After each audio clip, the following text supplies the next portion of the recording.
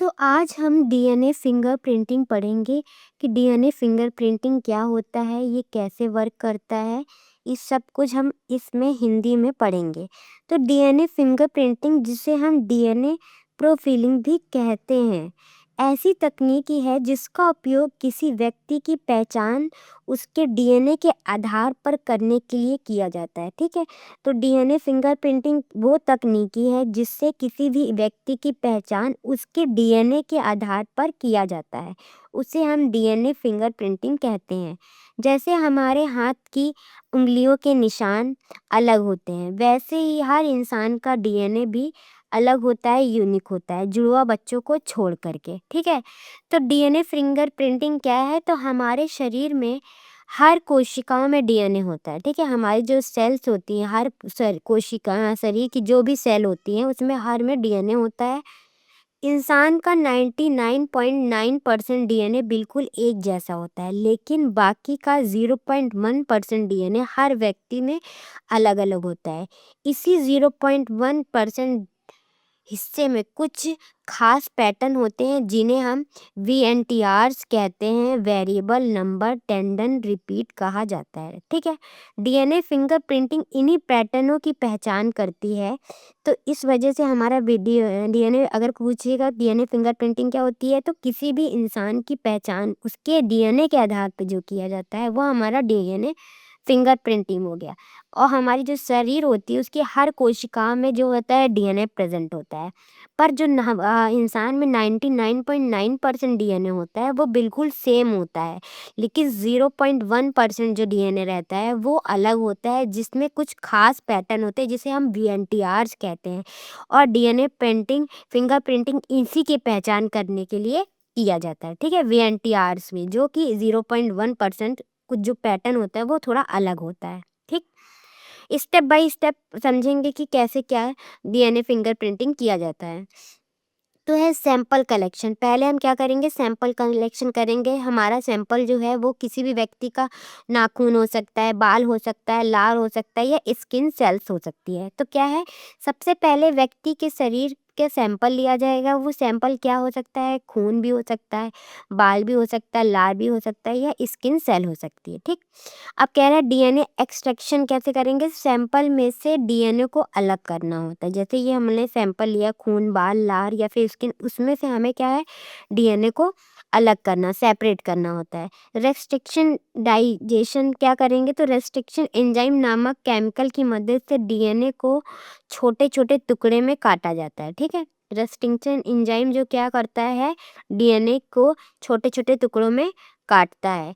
Gel electrophoresis क्या होता है? तो इस टुकड़े को एक जेल के ऊपर रखा जाता है और बिजली, इलेक्ट्रिक करंट छोड़ती है, जिससे डीएनए के टुकड़े अपने साइज के हिसाब से अलग अलग बैंड बना लेते हैं। ठीक है, तो ये हमारा क्या करता है, जेल इलेक्ट्रोफोरेसिस करता है। जो इसमें डीएनए का टुकड़ा किया है रेस्ट्रिक्टिव एंजाइम ने, इसे जेल में डाला जाता है और फिर इलेक्ट्रिक करंट दिया जाता है, जिससे डीएनए के टुकड़े अपने साइज के हिसाब से अलग अलग बैंड बना लेते हैं। उसके बाद क्या आता है हमारा, साउदर्न ब्लॉटिंग आती है, हाइब्रिडाइजेशन आता है, ऑटो रेडियोग्राफी आती है। ठीक है, तो हमारे जो डीएनए फिंगरप्रिंटिंग है उसमें कौन कौन से कितने प्रोसेस होते हैं?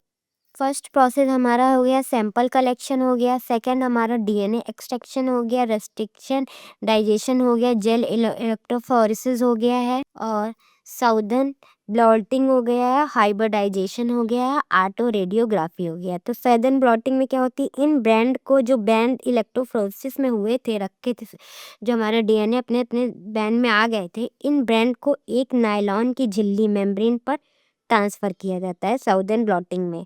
फिर इसके बाद हाइब्रिडाइजेशन, इसमें रेडियोधर्मिक प्रोब्स डाले जाते हैं जो खास डीएनए सीक्वेंस से चिपक जाते हैं। और इसके बाद ऑटो रेडियोग्राफी में क्या होता है, अंत में एक्सरे फिल्म की मदद से एक इमेज तैयार होती है जो जो बार बार ऐसे कोड दिखाती है। यही उस व्यक्ति का डीएनए फिंगरप्रिंट होती है। जो बार कोड जैसे दिखती है, ऐसे जो बार कोड नहीं होता है, ऐसे ऐसे करके बार कोड रहती है, वो उस तरह से दिखती है।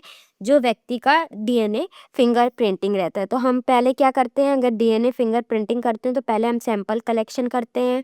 उसके बाद हम वो रेस्टिंग चेन एंजाइम से कट होता है, फिर इलेक्ट्रोफोरेसिस में जेल इलेक्ट्रोफोरेसिस में रखते हैं, फिर सदर्न ब्लॉटिंग होती है, हाइब्रिडाइजेशन होती है, और लास्ट में हमारा जो फिर डीएनए फिंगरप्रिंटिंग तैयार दिखता है तो वो किस में होता है, ऑटो रेडियोग्राफी में होता है। अंत में यह एक्सरे जैसी फिल्म की मदद से एक इमेज तैयार की जाती है जो कि बारकोड जैसी दिखती है, जिससे यह व्यक्ति का फिंगरप्रिंट है।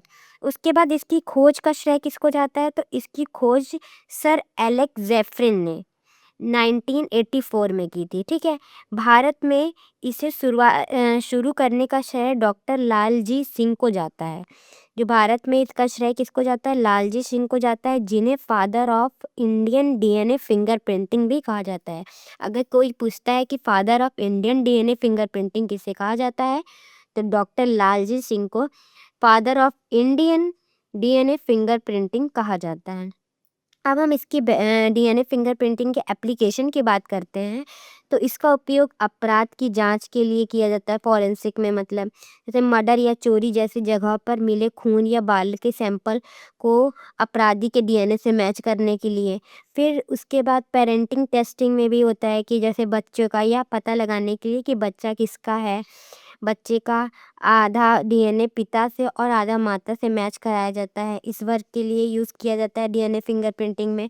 खोए लोगों की पहचान करने के लिए, जैसे कि हम कोई भी आपदा वगैरह आ गई, जैसे बाढ़ आ गई, भूकंप आ गए, उसमें जो लोग मिस हो जाते हैं उसी दौरान शवों की पहचान करने के लिए भी हमारे डीएनए फिंगरप्रिंटिंग का यूज़ किया जाता है। तो इसमें हमारे फॉरेंसिक में हो गया, पेरेंटिंग टेस्टिंग में हो गया, और हमारे जो भी आपदाओं में खोए लोग या फिर मरे लोग होते हैं उनके पहचान करने के लिए भी हमारे डीएनए फिंगरप्रिंटिंग यूज़ होती है। अब आनुवांशिक बीमारियों में, जेनेटिक डिसीजेस में भी हमारे डीएनए फिंगरप्रिंटिंग का यूज़ होता है, खानदानी बीमारी का पता लगाने के लिए कि हाँ इसे इसके जीन में कौन सी डिसीज चलती आई है, या फिर इसको जेनेटिक कौन सी बीमारी हो सकती है या फिर थी। इस सब का पता लगाने के लिए हमारे जेनेटिक डीएनए फिंगरप्रिंटिंग का यूज़ किया जाता है। अब आप सोचेंगे जो हमने वीएनटीआर बताया था कि वीएनटीआर क्या होता है, वीएनटीआर हमने कहाँ बताया था आपको। तो ये वीएनटीआर क्या होते हैं, तो 0.1% जो डीएनए हर व्यक्ति में अलग होते हैं। 99.9% तो बिल्कुल सेम होता है, बट जो 0.1% है डीएनए वो हर व्यक्ति में अलग होता है। इसी 0.1% हिस्से में कुछ खास पैटर्न पाए जाते हैं, ठीक है, जिसे हम वीएनटीआर कहते हैं, वेरिएबल नंबर टेंडन रिपीट्स कहते हैं। यही है जो डीएनए फिंगरप्रिंटिंग इन्हीं पैटर्न की पहचान करते के लिए किया जाता है। ठीक है, तो ये वीएनटीआर क्या होता है ये हम आपको बताते हैं। तो वीएनटीआर क्या है, हमारे डीएनए का बड़ा हिस्सा, लगभग 99% कोई काम का नहीं करता है, ठीक है, जिसे हम जंक डीएनए भी कहते हैं। लेकिन इसी हिस्से में कुछ खास कोड बार बार दोहराए जाते हैं, ठीक है।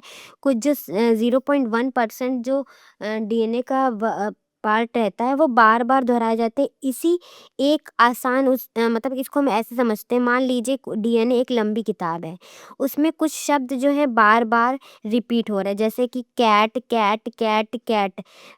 व्यक्ति एक में कैट शब्द 4 बार रिपीट हुआ है, दूसरे व्यक्ति में वही कैट जो है वो 10 बार रिपीट हुआ है, तीसरे व्यक्ति में वही कैट शब्द 2 बार रिपीट हुआ है। रिपीट होने वाले हिस्से को ही वीएनटीआर कहते हैं, ठीक है, जो बार बार रिपीट हो रहे हैं उसी को हिस्से को हम क्या कहते हैं, वीएनटीआर कहते हैं। ठीक, तो वीएनटीआर क्या होता है, तो हमारे जो डीएनए में 0.1% जो भाग रहता है उसमें कुछ शब्द, मान लीजिए